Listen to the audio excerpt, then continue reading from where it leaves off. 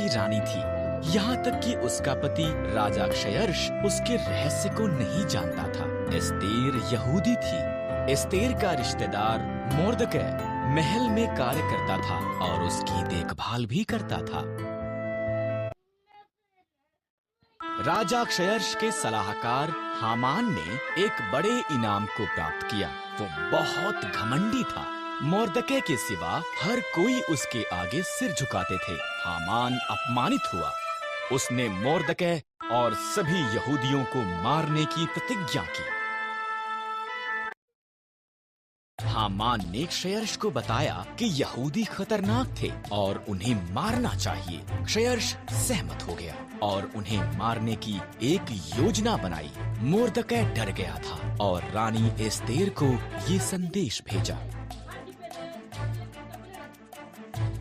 राजा के मन को बदल। मोर्दकै ने कहा, अगर मैं उसके निमंत्रण के बिना जाऊं तो वो मुझे भी मार देगा। एस्तेर ने जवाब दिया, शायद तो इसी पल के लिए रानी बनाई गई थी। मोर्दकै ने कहा।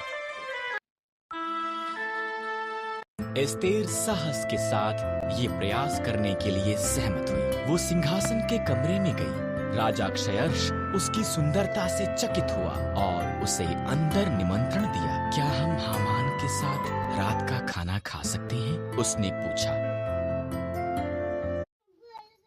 हामान उसके पिछले आंगन में एक बड़े खंभे का निर्माण कर रहा था।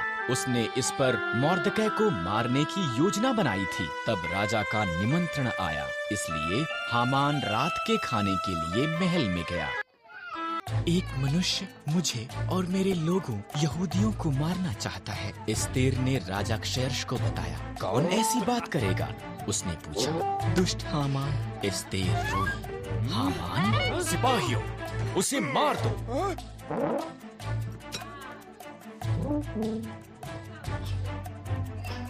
इस तरह हामान उसी खंभे पर टांग दिया गया जो उसने मोर्दकै के लिए निर्माण किया था। एस्तेर के कारण यहूदी बचाए गए थे। उन्होंने एक बड़ा त्योहार मनाया जिसका वो आज तक भी जश्न मनाते हैं।